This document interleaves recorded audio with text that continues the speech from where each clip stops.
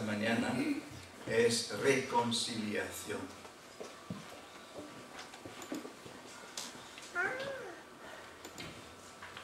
Hay algo indispensable para la convivencia humana. Es absolutamente necesario. Y es la necesidad de poder perdonarse unos a los otros. Sin tener esa capacidad, no hay felicidad, no hay comunidad, no hay relaciones, no hay nada. Es absolutamente necesario poder perdonarse mutuamente, o sea, la reconciliación. Así ha sido siempre y continuará a ser así, porque inevitablemente las personas crean enemistades entre ellas propias, discordias, envidias, pleitos, constantemente. Es el lado negativo que tenemos en nuestros genes, que estamos en nosotros. No digo los genes, pero que está en nosotros. Y las consecuencias son terribles. Un malestar permanente, odio, luchas, guerras, surgen por causa de eso. Vamos a considerar algunos ejemplos bien conocidos. Primero, el fútbol. Dos partidos diferentes, uno es de uno, uno es del otro, ¿no? Entonces todos pueden ver que no había penalti. El fanático dice que sí había penalti. Y a partir de ahí, discusiones, pleitos y no sé qué. Es claro. No, sí, es que lleva más. Lo hemos visto en toda parte del mundo, que lleva a muertes, a asesinatos. Es increíble. Por causa de un deporte noble, llega a haber luchas, matanzas, la policía tiene que intervenir y todo eso, porque no pueden ver que el uno puede ser tan bueno como el otro. Y bueno, lo vemos claramente. Pero bueno, algo muy actual, la política. Es exactamente lo mismo. En la política que hemos visto ahora últimamente, lo que ha surgido son los insultos. Y los insultos hacen separación, promueven odio, toca el sentimiento de la persona y la mente se va por no sé dónde. Y solo piensan con sus sentidos heridos. Y es necesario una reconciliación. ¿Y quién puede ver una reconciliación en la política? No sé. Y la reconciliación en la política es absolutamente necesaria para el bienestar de España. Y no hay manera.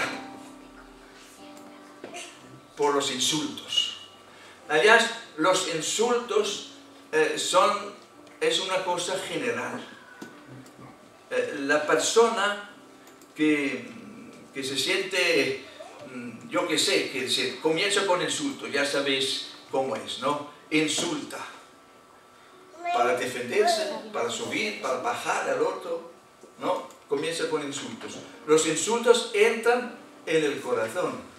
Los insultos entran en el sentimiento de la persona y alejan una persona de la otra. Que si una diferencia de opinión puede alejar, aunque no debíamos aceptar de que hay diferencias de opiniones y no debía alejar, pero los insultos alejan muchísimo las personas unas de otras. Son terribles los insultos. Jesús lo sabe. Hasta dice, no digas a tu hermana estúpido. Lo dice, no digas a tu hermana estúpido porque serás juzgado por eso. Porque esos insultos crean pleitos, guerras, muertes. Esa es la situación que tenemos y ese es el problema de nuestra caída, podríamos decir, ¿no? Existe en la política, existe una estrategia que se llama desgaste. El desgaste es criticar a todo sobre el otro, todo. Tanto lo bueno como lo malo, critica todo. No hay nada bueno en el otro lado, absolutamente nada. Y lo repite, repite, repite, repite. Esa es una política de desgaste. Es demoledor. Mata, destruye. Pero es usado como un medio para derrotar al contrario. Volveremos a eso. Consideramos las familias. No sé, muchos de vosotros conocéis los pueblos en España, ¿a que sí? Y en los pueblos hay familias que no hablan uno con el otro. Sí, sí que hay. No hablan y no hablan, y no hay manera.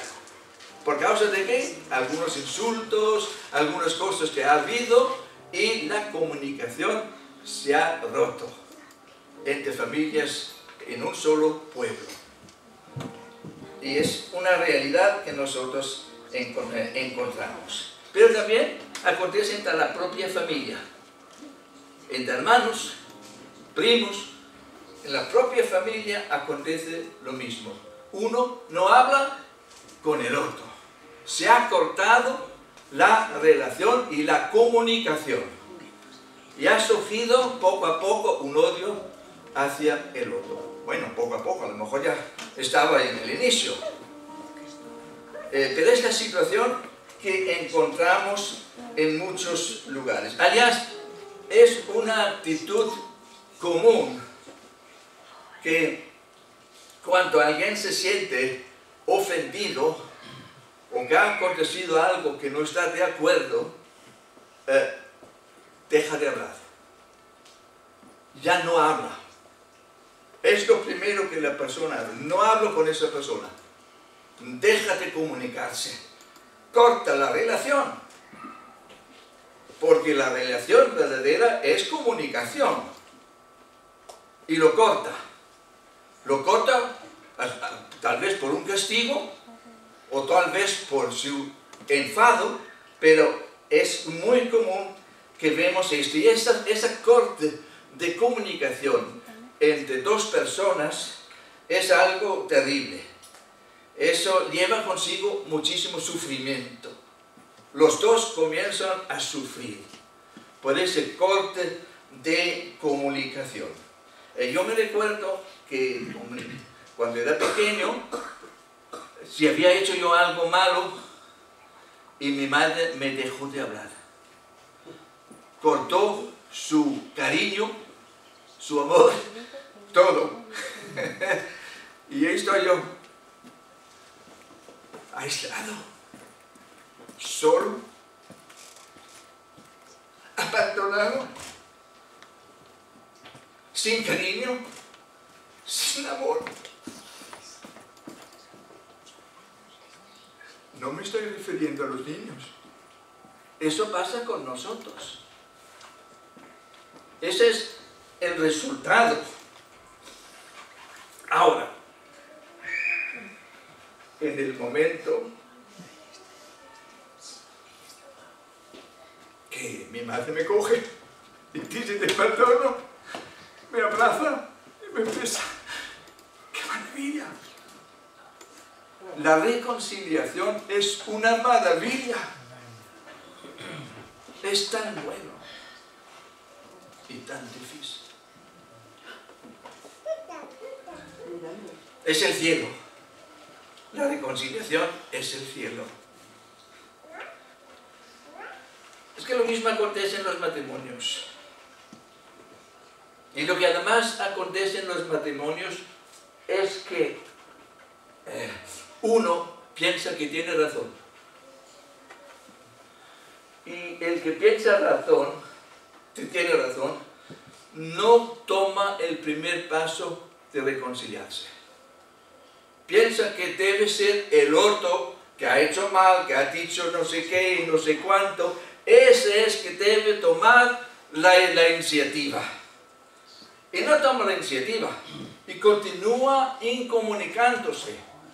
Continúan los dos sufriendo por ese silencio, por esa falta de comunicación. Es tan común hasta que uno, las primeras veces, se humilla, sea cual sea el que se ofendió más o menos, da lo mismo quien sea, hasta que uno toma la iniciativa y dice que perdona. Normalmente la respuesta del otro es: yo también te perdono. Porque sabemos que los dos tenemos culpas. Y hay una reconciliación. Pero si ese acontece vez por vez, y si llega un momento donde nadie pide perdón, tenemos una relación cortada, terrible, sin afecto, sin amor, sin convivencia verdadera, y que puede durar y durar, y termina mal. Es la situación en la cual vivimos hoy en día y hemos vivido casi siempre así. Pero cuando la reconciliación surge entre marido y esposa, es maravillosa. Es maravillosa. Por tanto, esa es una situación que por un lado es malo, pero por otro lado puede llevar consigo una bendición muy grande en el momento de la reconciliación. La situación entre el hombre y Dios es un poco diferente. En primer lugar, porque ya estamos separados de Dios. El hombre ya está separado de Dios. El hombre no tiene comunión con Dios. Se ha cortado la comunión entre el hombre y Dios. Esa es la situación en la cual el hombre vive. Es la situación del mundo. La Biblia lo enseña, lo explica claramente, que esta es la situación. Entonces, ¿cómo resolver esa situación? Porque ¿quién es que ha hecho mal? ¿La culpa es de Dios o la culpa es del hombre? La Biblia explica claramente que la culpa es del hombre, que pecó, que fue por su propio camino, que es lo que gusta a los hombres. Yo voy por mi propio camino. Y si tú decides ir por tu propio camino, te separas del camino de Dios. Pues la culpa es del hombre. ¿Quién es que entonces debía arrepentirse y tomar el primer paso? El hombre. Pero no lo toma. Quien toma el primer paso es Dios. El ofendido toma el primer paso para que haya una reconciliación entre Dios y los hombres.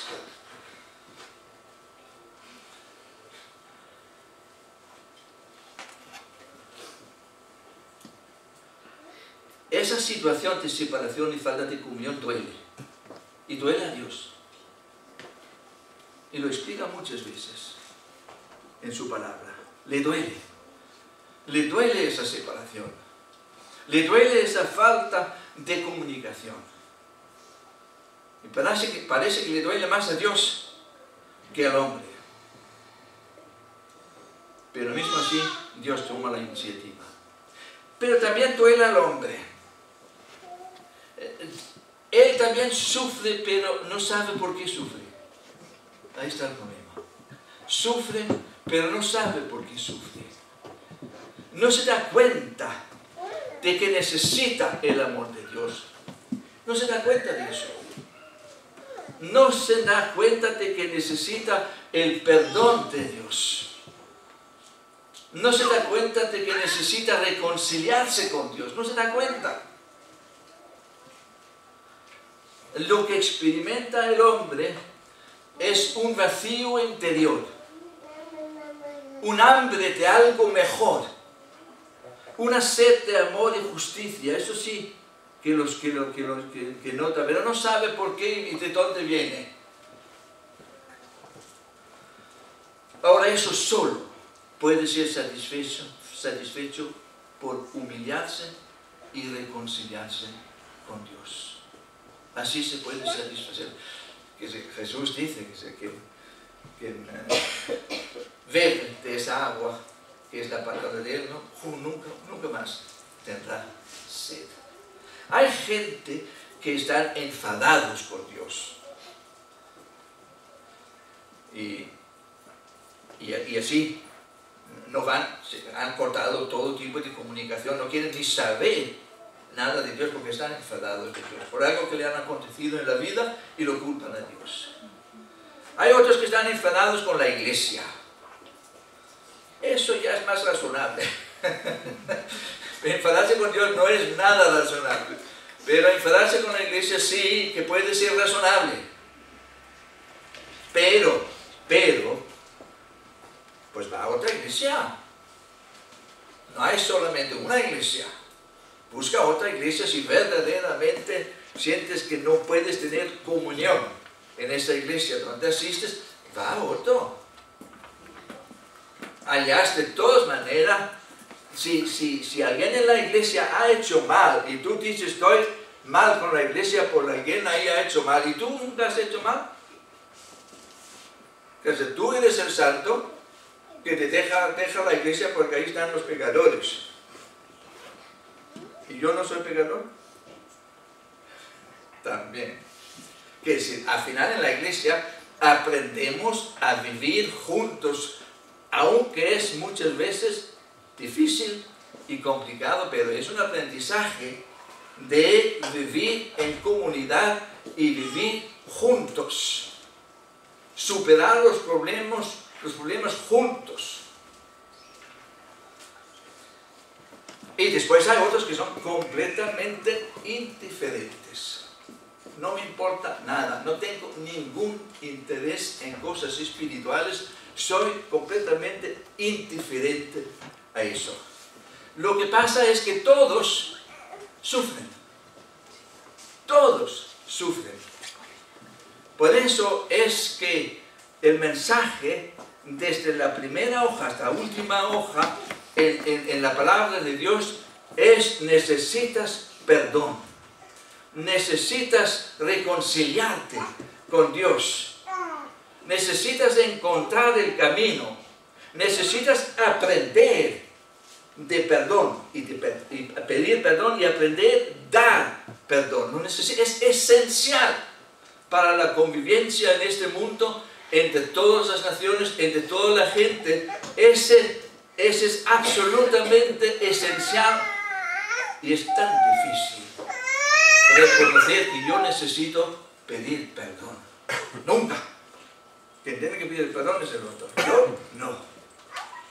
Pero hay que humillarse, reconocerlo principalmente delante de Dios, que es sin falta, que es todo amor, todo misericordioso, todo justicia, todo recto.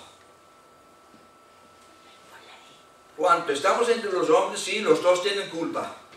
Pero cuando estamos entre el hombre de Dios, solo hay un culpable. Y somos nosotros. Que estamos allá estropeando su creación. El mundo que ha creado, lo estamos estropeando. Se puede calmar temporariamente ese sufrimiento con placeres. O se puede entregar a trabajar 24 horas por día. Y así estás ocupado y de alguna forma matas ese malestar o ese sufrimiento que está dentro de ti. pero en unos ciertos momentos de soledad, porque siempre hay, notas ese vacío y ese sufrimiento.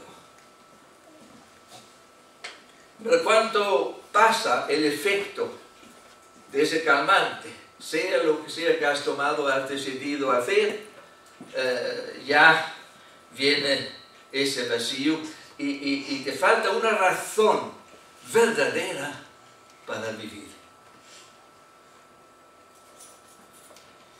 Pero Dios ha tomado la iniciativa para acabar con ese sufrimiento y evitar un final catastrófico, porque tiene consecuencias esa separación. Tiene consecuencias. Y para evitar esas consecuencias y ese final catastrófico, Dios ha tomado la iniciativa. Escuchamos en 2 Corintios, en capítulo 5, versículos 17 al 21. De modo que, si alguno está en Cristo, nueva criatura es. Las cosas viejas pasaron. He aquí, todas son hechas nuevas. Y todo esto proviene de Dios, quien nos reconcilió consigo mismo por Cristo y nos dio el ministerio de la reconciliación. Que Dios estaba en Cristo reconciliando consigo al mundo, no tomándoles en cuenta a los hombres sus pecados, y nos encargó a nosotros la palabra de la reconciliación. Así que somos embajadores en nombre de Cristo, como si Dios rogase por medio de nosotros. Os rogamos en nombre de Cristo, reconciliaos con Dios. Nosotros hemos sido encargados de rogar, de pedir, de solicitar a las personas que se reconcilien con Dios para su propio bien y para el bien de todos y para su felicidad y su salvación.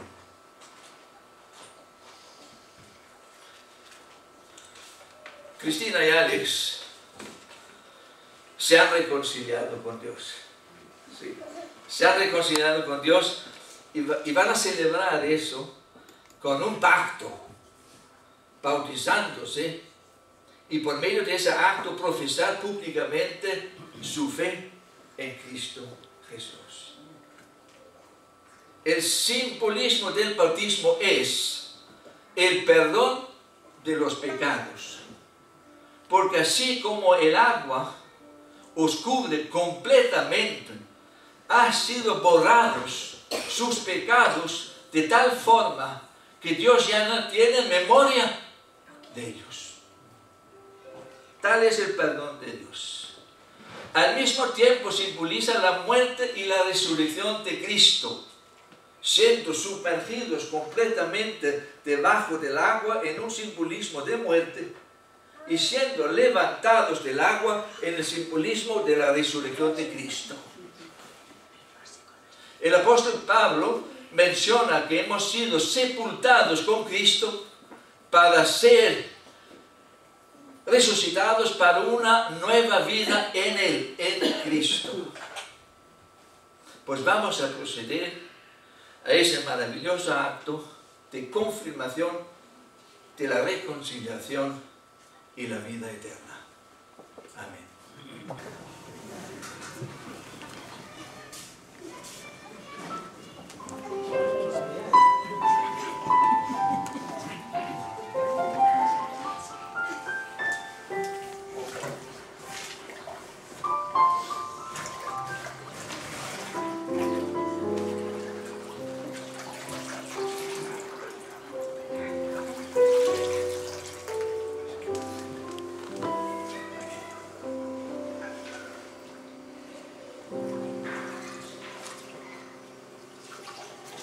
Pues Alex, ¿crees en Jesucristo como el Hijo de Dios y tu Salvador personal?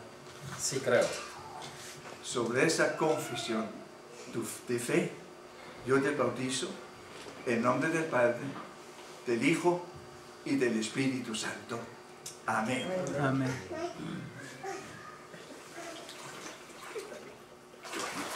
Amén.